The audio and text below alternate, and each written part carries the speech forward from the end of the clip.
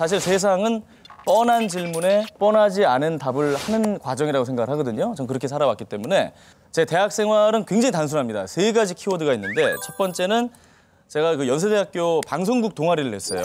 거기서 이제 아나운서 부장을 했었습니다.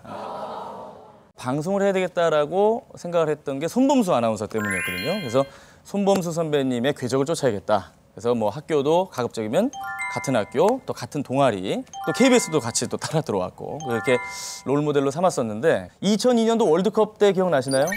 그때 제가 국제축구연맹 FIFA 산하에 방송사가 있습니다. 세계 월드컵 주간 방송사의 통역 아르바이트로 이런 얘기하면 이제 오하는데 운전했어요. 예. 거기 이제 뭐 영국에서 오신 프로듀서가 있으시고 호주 카메라맨 이렇게 해가지고 그분들이 go to 코엑스 그럼 코엑스 가는 거고 come to 뭐 KBS 그럼 KBS로 오는 거고 이런 식으로 아주 간단한 영어를 하고 그 당시에 정말 많이 받았습니다. 돈을. 예? 일당 17만 원을 받았습니다. FIFA니까 굉장히 좀 많이 주더라고요. 그래서 그때 그 경험을 이제 월드컵 기간 내내 했었고 그리고 또 하나 모 대기업에서 하는 공모전이 있습니다. 해외 탐방 프로젝트라고 해서 대학생들이 3인 1조로 주제를 잡아요. 뭐 정치, 경제, 사회, 문화, 스포츠 아무거나 잡아서 난 이 나라를 가봐야겠다. 가서 좀 보고 보고서를 작성한 다음에 여러분들한테 제출하겠다라고 해서 지원을 했었습니다. 근데 그때가 월드컵 때였으니까 월드컵 얘기를 해봐야겠다라고 생각을 했어요. 10명 중에 9명은 월드컵 4강 신화. 우리나라 뭐 경제적 효과가 이 정도다. 이런 거에 이제 열광하고 있을 때 저는 그 이면을 본 겁니다. 월드컵 경기장을 다 새로 지었잖아요.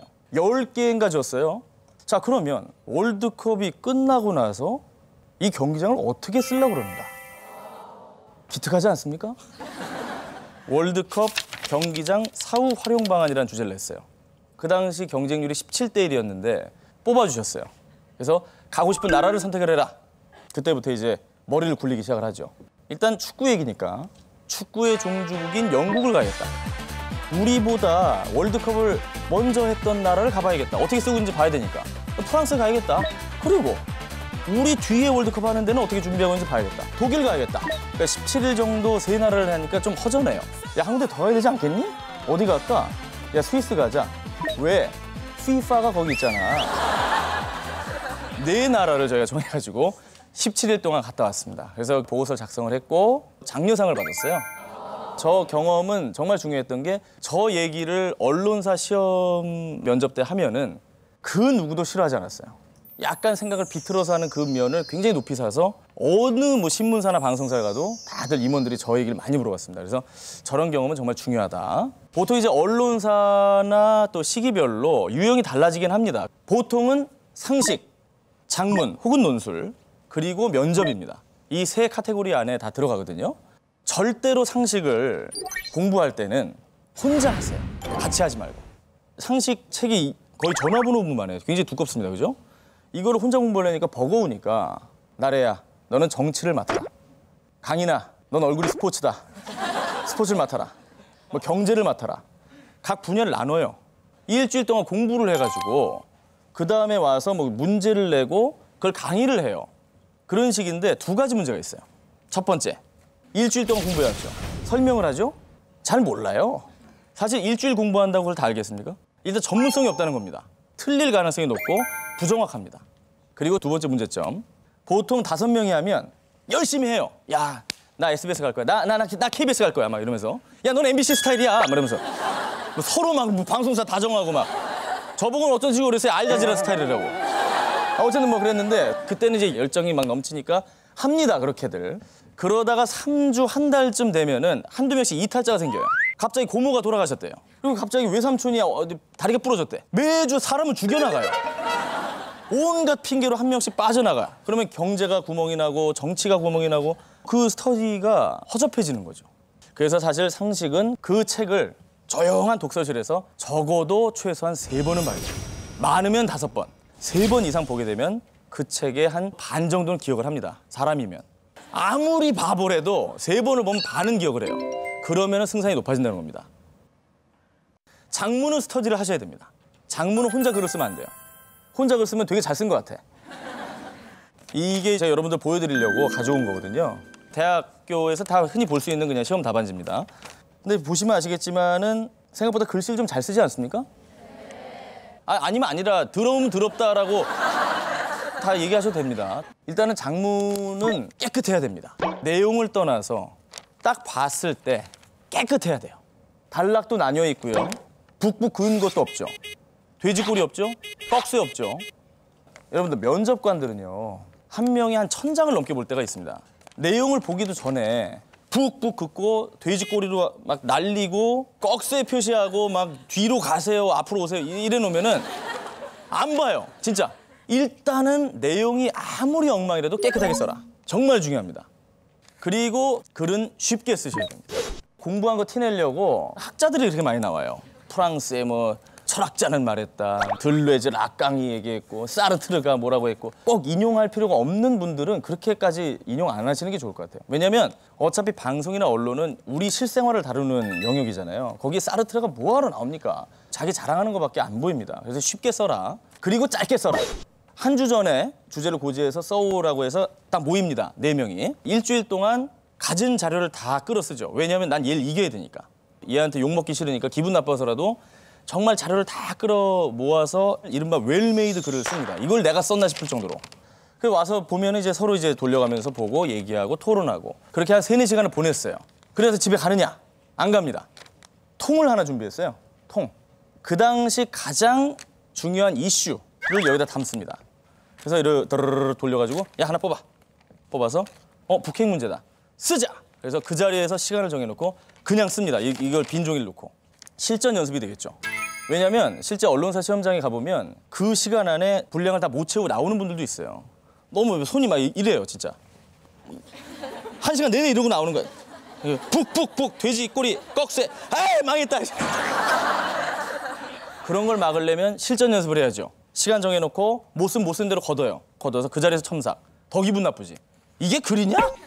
서로 막 얘기하면서. 결국은 일주일 전에 고지했던 주제로 써오는 웰메이드 글과 지금 당장 실전 시험처럼 하는 이 글의 간극을 가장 많이 좁힌 사람이 합격을 합니다.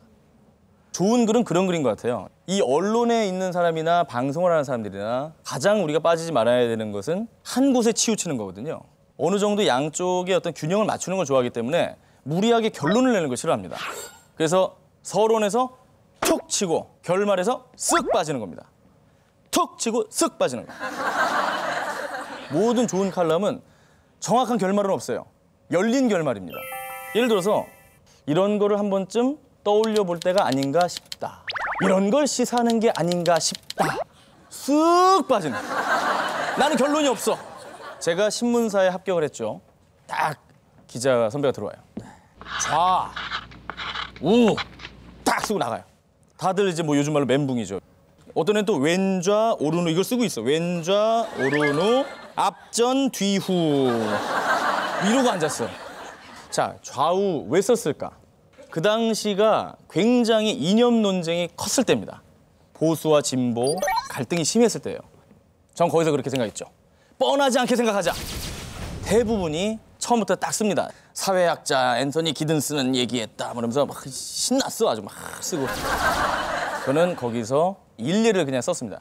영국을 처음 갔어요. 해외 탐방 프로그램 때문에 영국을 처음 간 거예요. 그래서 막 너무 신기해가지고 막 업돼가지고 돌아다니다가 횡단보도를 건너려고 그러는데 우리나라처럼 이쪽을 보다가 빵! 그래서 이쪽에서 차가 오는 거예요. 아니 바뀌었잖아, 좌우가. 정말 치워 죽을 뻔했어요. 욕을 막 바가지로 하더라고. 물론 못 알아들었으니까 기분은 안 나빴지. 굉장히 격하게 하더라고. 독일 말인 줄 알았어요. 예. 스미마센! 이러고 그 얘기를 썼어요. 그냥 툭 하고 영국에 이런 일이 있었다. 그럼 이제 보는 사람은 이게 뭔 소리야? 이렇게 되죠. 본론에서는 내가 하고 싶은 말을 합니다. 영국의 교통 시스템, 우리나라의 교통 시스템 어느 게 맞다고 할 수 있나? 그냥 다를 뿐 아닌가? 이 사람 입장에서 그럴 수도 있는 거고 내 입장에서는 당연히 이쪽 보고 가는 거고 이렇게 썼어요. 본론을. 결론. 요즘 이념 논쟁이 뜨겁다. 좌든 우든 누가 맞다고 할 수 있을까? 쓱! 쓱 빠졌어. 그냥 생각할 거리 주는 거죠. 열린 결말. 그렇게 써서 거기서 이제 합격을 했던 거죠.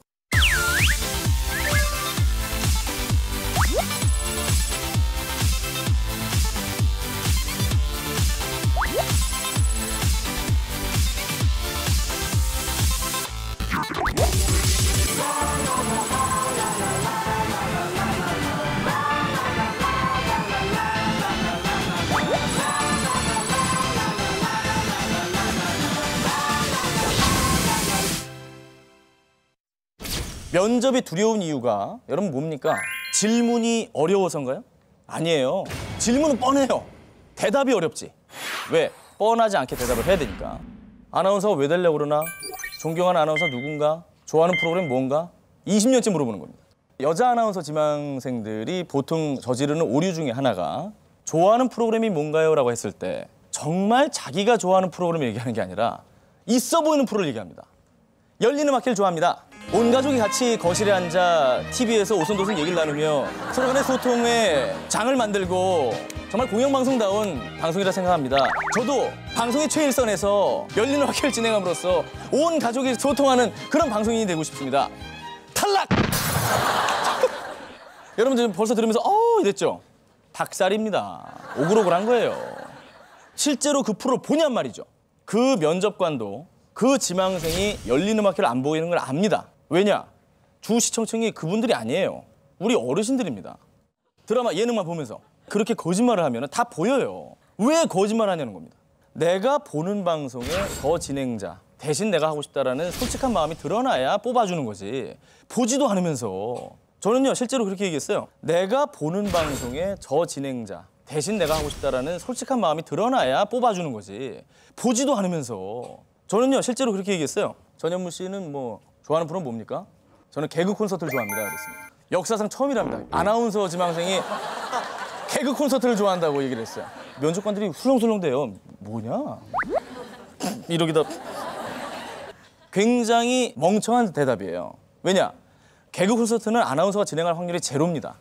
솔직히 얘기를 했어요. 있었던 일을. 제가 막 공부를 하고 밤 10시에 도서관에서 나와서 집에 가려고 버스를 타려고 하고 있는데 어묵 파는 분이 자그마한 그 흑백 TV 같은 게 있어요. 지직지직 하는 거. 그걸 보시면서 이렇게 어묵을 빼면서 웃고 계신 거예요. 이렇게 어묵을 쓱쓱 빼면서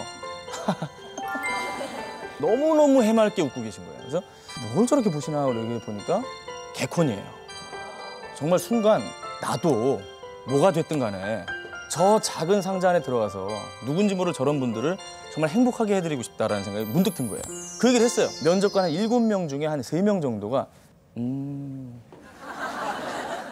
여러분들 공채로 신입을 뽑을 때는 새로운 피를 수혈받기 위한 거잖아요. 근데 완전 세파에 찌들어가지고 거짓말이나 하고 그냥 비위나 맞추고 이런 사람 뽑고 싶겠습니까? 그 제 얼굴 보고 그런 사람인 줄 알았다가 그런 정말 순백색의 영혼이 부르짖는 얘기를 하니까 3명이 웃었어요. 너무너무 해맑게 웃었어요. 그 3명 중에 1명이 개그 콘서트 CP였습니다. 그리고 제발 제가 뻔하지 않게 하라고 했다고 해서 너무 튀지 마세요. 너무 튀면 튀어나갑니다. 어떤 분들이 있냐면 아나운서 시험 볼 때 가야금을 들고 오는 사람이 있어요. 세팅만 5분이 걸려. 잠깐만요. 뚱뚱뚱 튜닝하고 뚱뚜둥뚱뚱뚱뚱 뜨드둥 KBS 한국방송 탈락! 여러분들이 허용할 수 있는 범위 내에서 튀라는 얘기입니다. 아무래도 아나운서 지망생들은 그런 고민들이 많이 있으실 거예요. 내 얼굴이 너무 못생긴 게 아닌가, 코가 너무 낮은 게 아닌가, 매부리 코 아닌가, 깎을까? 내가 붙었잖아요. 저 지금 태어나서 제일 잘생긴 얼굴이거든요. 저는 매년 잘생겨집니다. 하도 바닥이었기 때문에. 제가 살면서 제일 늙었을 때가 중학교 2학년 때였어요. 정말 심각합니다. 아이! 저기요, 잠깐만. 너무하네, 제작진이. 아니, 제 10년 전 사진을 보고 어우 하시면 어떡합니까? 저게 아마 그 KBS 떨어지고 나서 공원에서 찍은 걸 거예요. KBS 시험을 보는데요. 제가 KBS를 3수 만에 붙습니다. 첫 번째 해, 두 번째 해는 카메라 테스트에서 바로 떨어졌어요. KBS 필기시험 문제지를 본 적이 없어요. 안녕하십니까? KBS 수험번호 149번 전현무입니다. KBS 뉴스입니다. 네, 됐습니다. 네. 1년을 준비했는데 2줄 읽고 끝났어. 2번을 1차 카메라 테스트를 떨어지고 KBS 게시판마다 돌아가면서 저주를 퍼붓죠. KBS 프로그램 한 10개 들어가가지고 시청자 게시판에 더럽게 재미없네. 폭파시켜버릴 거야. 이 KBS야! 그러면서 제가 그 고민했던 거예요. 저렇게 좀 얼굴도 조금 약간 넓고 조금 느끼하고 나이 들어 보이고 옷도 신경을 안 쓰고 다녔거든요. 그래서 마지막 해에 KBS 시험을 볼 때 약간 외모를 꾸미기 시작을 합니다. 내가 주어진 이 소스 내에서 최선을 다해보겠다. 그래서 약간 수트도 슬림핏으로 허리 좀 들어가게 쭉 뽑고 샵 가서 머리하고 메이크업도 이제 약간 투명 메이크업으로 자연스럽게. 다이어트도 했어요. 냉면 다이어트. 한 달 동안 냉면만 먹었습니다. 그리고 깔창을 그때부터 깔기 시작했는데 너무 높게 이렇게 해가지고 무릎 관절이 나갔어요. 너무 이러고 다니니까. 사람을 보면 허리가 여기 있어. 그리고 그 깔창과 굽을 가리기 위해서 바지단도 길게 해가지고 조금 이제 사람도 커 보이고 슬림해 보이고 얼굴도 조금 온화하게. 1차 카메라 테스트를 넘어야 되니까 일단 뭘 카메라 테스트 통과해야 뭘 보여줄 거 아닙니까? 그래서 그런 노력을 했던 게 이제 KBS 합격으로 이어졌던 것 같아요.